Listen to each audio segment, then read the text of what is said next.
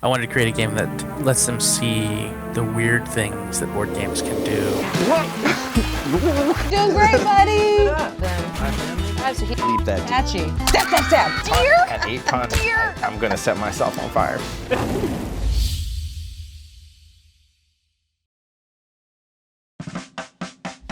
Now please help me welcome the game designer for Kinfire Chronicles, Kevin Wilson. Kevin is also known for Arkham Horror and Descent, among many other titles across his 20-plus year career in tabletop games. Thank you so much for joining us, Kevin. We're so excited to have you. Hello, nice to be here. Hi everyone, Ajima from Incredible Dream here. I hope you've been enjoying this special behind-the-scenes interview with our game design director, Kevin Wilson. But I popped in here quickly to say a couple things. First of all, thank you so much for your support of Incredible Dream and Kinfire. Thanks to you, the community has really grown around it. Reviews are coming in on BGG. We're a highly rated game now.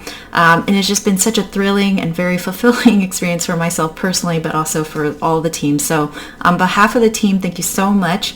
But the other thing is, I came in just to quickly let you know, in case you haven't heard, Kinfire Chronicles Night's Fall is now available for sale. You can go to our website, link below, or kinfirechronicles.com. We're delivering in the United States currently, but also some select friendly local game stores will be carrying the game as well, so hopefully one near you will have it.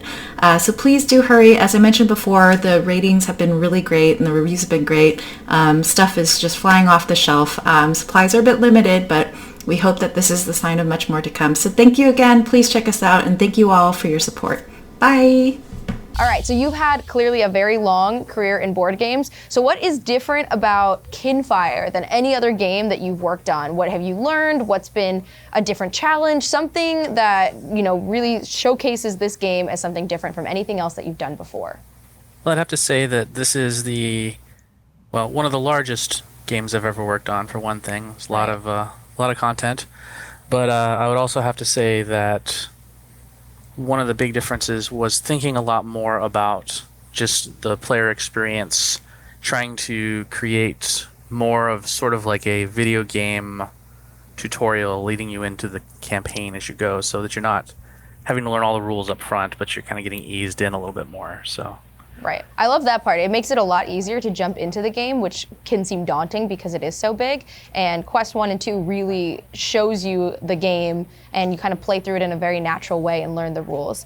I also noticed something different about this game than a lot of other games is that it is co-op, and the boost feature is super different than other games. No one's kind of, sitting on their laurels waiting for it to be their turn. Everyone's constantly waiting to kind of be able to play a card on another turn. How did that idea come to play? That was actually kind of partially a thematic thing, in that we wanted to really push the idea of camaraderie, of friendship in the game, that everybody is at the table playing with their friends. And the Destiny bag plus the boost cards and all that, they all kind of work together to create a situation where you're engaged as often as possible, Absolutely.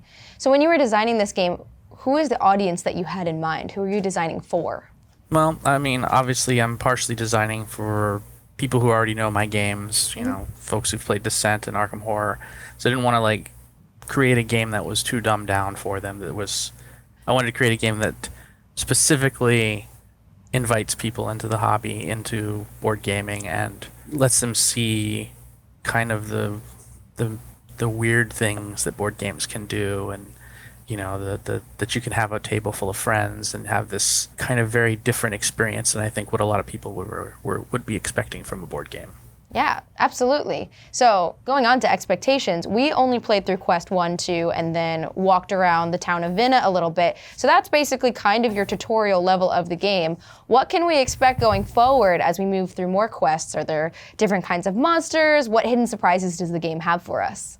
You're getting close to a boss encounter for the first time, so you would have a tough fight up ahead. But the main thing was always trying to keep an element of variety and surprise with each of the quests, that every time you go in, we're using the mechanics in different ways. The enemies are behaving in different ways. I mean, we have such a flexible system for the way the monsters can behave, the way the enemies can behave, that I wanted to use it in as many different ways as possible. The overlay cards, with the way the chits come out of the bag and kind of drive the monster AI we can just do so much with that. And there's definitely some wow moments towards the end of the campaign. In particular, saved a couple of big splashy things to do for the last few quests, of course. I'd love to open it up. Any of my other fellow seekers have some questions for Kevin while we have him? As a designer, is there anything that you brought to this game that you're particularly proud of? It doesn't have to be a spoiler, but is there something that feels inherently you that you put into this game? If anything, it would probably be, again, the way that the monsters behave. I tried to build in an AI that was sort of as advanced as a video game without creating all the overhead at the table that would entail. So they have a lot of different behaviors, and I just wanted to really create a feeling that the monsters, that the enemies that you're fighting kind of are sort of intelligent, that like as you're facing them, you can kind of forget that you're playing a board game and kind of imagine that you're in this battle facing these cunning enemies that are trying to take you out. So when you started designing for this game in particular, having come from, very crunchy strategic experiences that I'm a big fan of, first of all, what razors did you use, or maybe just gut feelings to sort of help guide you into that easier to explore beginner experience? Because this game feels great once it clicks very quickly. And your fingerprints are obviously all over it. So those of us who've played other games of yours, I can kind of recognize the symmetry and the shapes of actions and the dilemma of risk or reward that you kind of put into stuff. But how did you balance it? How did you get here?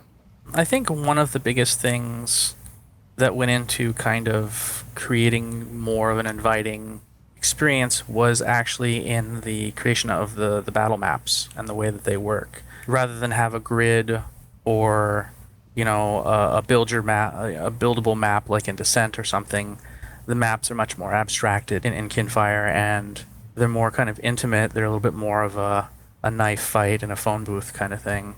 And that gets rid of a lot of the dead space that occurs in a lot of fantasy games, a lot of heavy dungeon crawlers and stuff, where you're spending turns walking from here to there.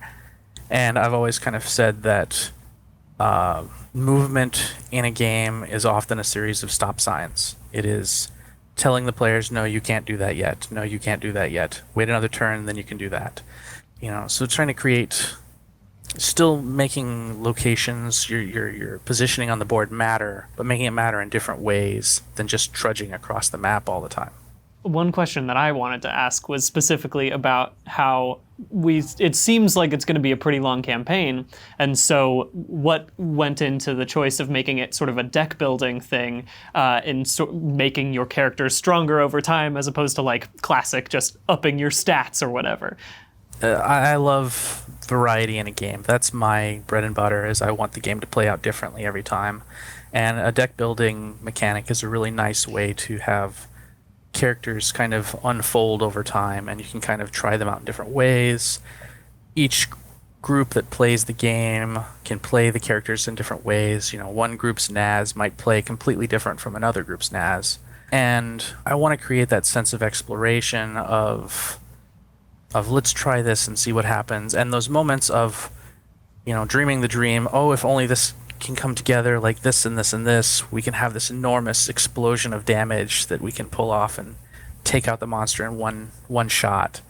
And wanted to create those moments of that, and a deck building game is a really nice way to do that, and a really nice way to kind of show character progression in a nice sort of piecemeal way.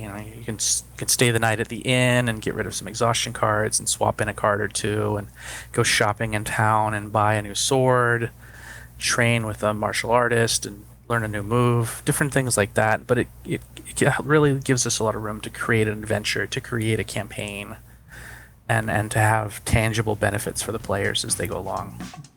Awesome. Well, thank you so much, Kevin. It was such a pleasure getting to hear about the game from your perspective. It's incredible. We've been having an absolute blast playing it and can't wait to dive into the next quest. So thank you so much for some of your time today.